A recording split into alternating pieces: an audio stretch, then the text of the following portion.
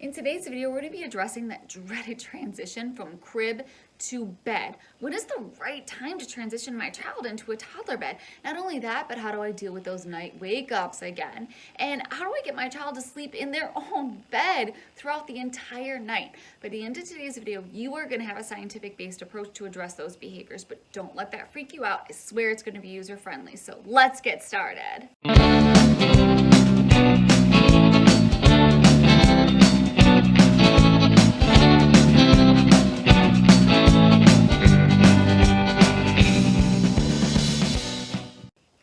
Welcome back. If this is our first time meeting, my name is Alicia Tomowski, and this is my channel, The Parent Brain Ball Game. Because let's be honest, guys, sometimes this parent brain, it is just not all that intuitive, and you have to play ball with your kids both figuratively and literally to get that job done. Here, my passion is to provide you with parenting tools, not tips, tricks, or hacks, but parenting tools. I have an applied behavior analysis foundation, and I like to think that and make them user-friendly. Now, I want to set you guys up for success. The odds are is you're a parent and you have a short amount of time that you're working with anyways, so I kind of need that drop that knowledge as clear and as concise as I possibly can. So go get yourself a notebook because here we go. So when exactly is the right time to transition your child from a crib into a toddler bed? Unfortunately, there isn't exactly a black or white answer. The only caveat to that is the American Academy of Pediatrics states that if your child is over 35 inches, it then becomes a safety concern. Your child can then climb out of that crib and face plant it onto the floor. If that's not your situation, it then becomes what works best for your family. Are you pregnant with baby number 2 or 3? Is there going to come a time to where you're eventually uncomfortable to place that baby into the crib? Or is it that you're going to have a new baby and you don't want to have to buy another crib, so this crib looks good, so let's transition them over into a toddler bed? Or is it that your kid just moves around like crazy in the baby crib and they're like face planting it up against the different 4 corners of it? That might be a better time to transition your baby from the crib into the toddler bed. Once you make the decision that now is a good time for your child to move from that crib into a toddler bed, we then have to engage in those proactive strategies. And what are those? Those are our preventative measures. How am I going to prevent a negative behavior? How am I going to prevent that meltdown from something that's different from what they're used to? Because let's be honest, nobody likes change. What are we going to do about it? We're going to prepare our kid. By that I mean we're going to start talking to them about it while they're still in their crib, while they're still in their comfort zone. We're going to say, hey, you know what? Soon is going to be a time that you're going to be moving into a big boy bed. Soon you're going to be moving into a big girl bed, or whatever terminology that you want to use. Then we start providing them ownership over that bed. We say, hey, you know what? Before we get that bed, what type of bed sheets do you want? What kind of quilt do you want? You let them pick those things out so they have that ownership over something that is about to be a little different. With that said, there's going to be a huge change in their world. Now, we do want to have something that's neutral. We want to have something that is familiar, whether that is a pillow, a familiar pillow that was in their crib, a familiar pillowcase that was in their crib, or maybe a lovey. You want to have some sort of neutral grounds in what is about to be a vastly different world for them. Now we're going to move on to the introductory of the sleep light. Mind you, we're still working on those proactive or those preventative measures. So that means that my child is still in their safe space. My child is still in their crib while I'm introducing something new that's going to assist with the transition into their toddler bed.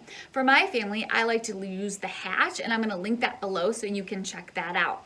Now, I use the color red. There is some scientific-based research behind the fact that red does initiate or link the brain to a little bit more of like a sleepy induced or sleep meditative state. So I like to use the red.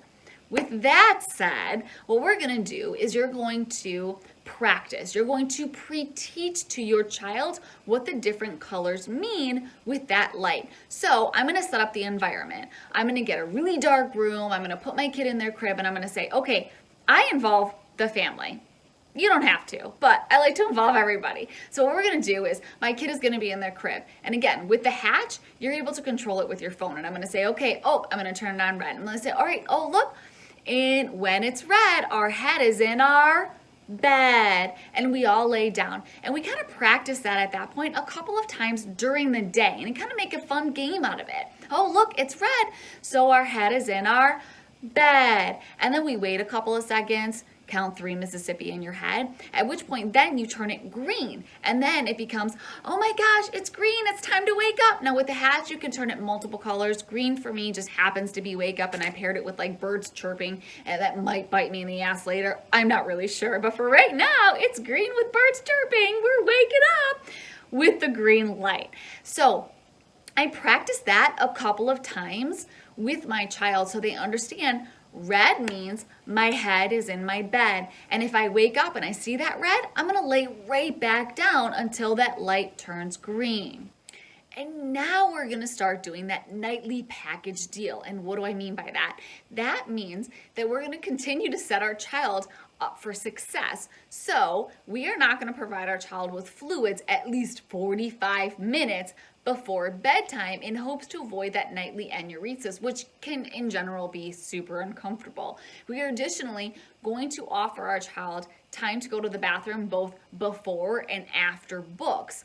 Again, to avoid that, Mom, I have to go potty, Dad, I have to go potty 2 to 5 minutes after I put you down, because you do not, you just went to the bathroom, or you just had fluids an hour before bed, you should not have to go to the bathroom. Now, we're also going to think about how are we going to work on getting our child to sleep in their own bed. We're going to do something called shaping. Now, infancy looks a little different than toddlerhood, depending on what type of strategy you use to get your child to sleep through the night, whether it was cry it out or if it was like a gentle shaping type procedure.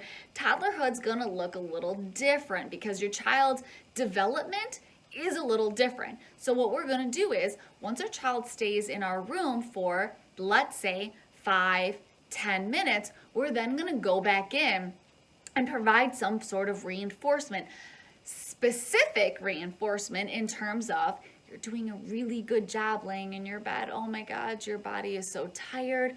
When you're in your bed, you lay down. You keep your head in the bed when the light is red.